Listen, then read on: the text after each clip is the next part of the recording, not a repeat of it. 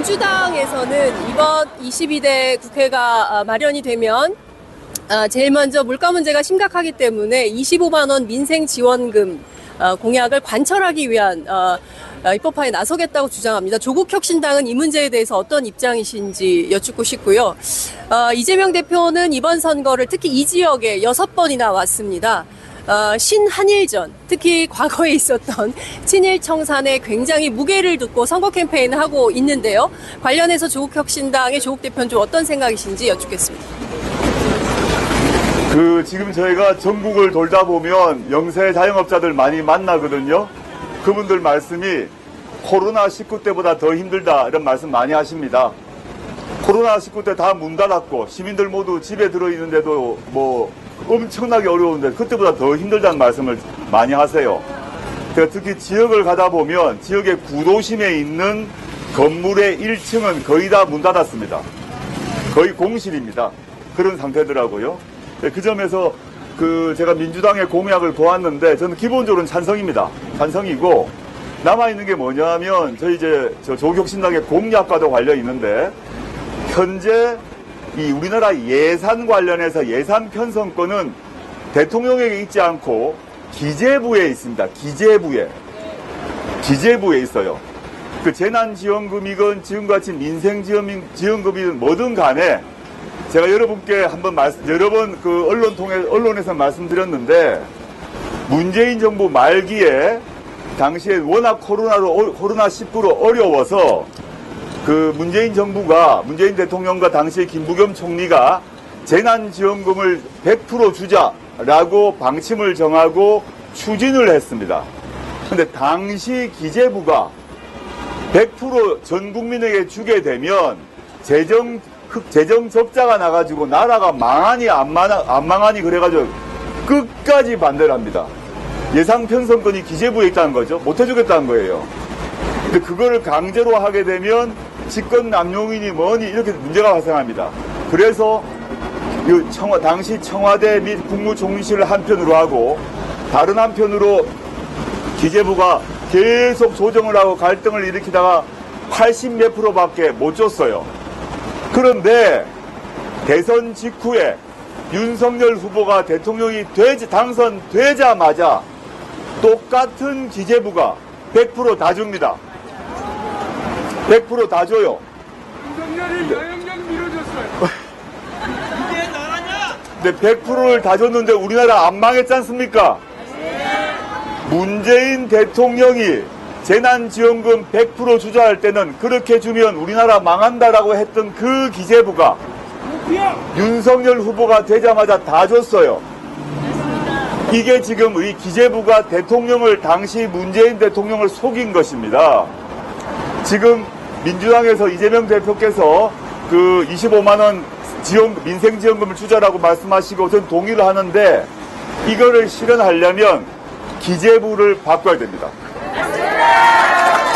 그래서 조국혁신당이 기재부 개혁을 저희 홈페이지 우측 상단에 가보시면 강령이 있는데 거기에 기재부 개혁을 넣어둔 것입니다. 앞으로 절대 기재부는 우리가 내는 세금을 딱 틀어지고 있는 것입니다. 지금 예산이란 거는 하늘에 떨어진 게 아니라 여기 계신 국민들이 낸 세금입니다.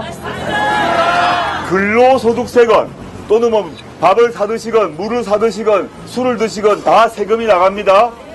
그 세금이 모여서 예산이 형성되는데 그건 우리 돈이에요. 우리 돈. 그 돈을 결정하는 권한을 기재부가 갖고 있다가 자기에게 마음이 안 드는 정부면 돈을 안 줘요. 근데 자기한테 마음이 들면 돈을 줘요. 이런 식으로는 안 되는 거죠. 그래서 요약하자면 지금 민생지원금을 25만원 또는 액수야 나중에 논의를 해봐야겠습니다만 지원해야 된다. 이걸 지원하려면 기재부를 개혁해서 과거 김대중 노무현 정부 때처럼 예산처를 떼어내야 됩니다.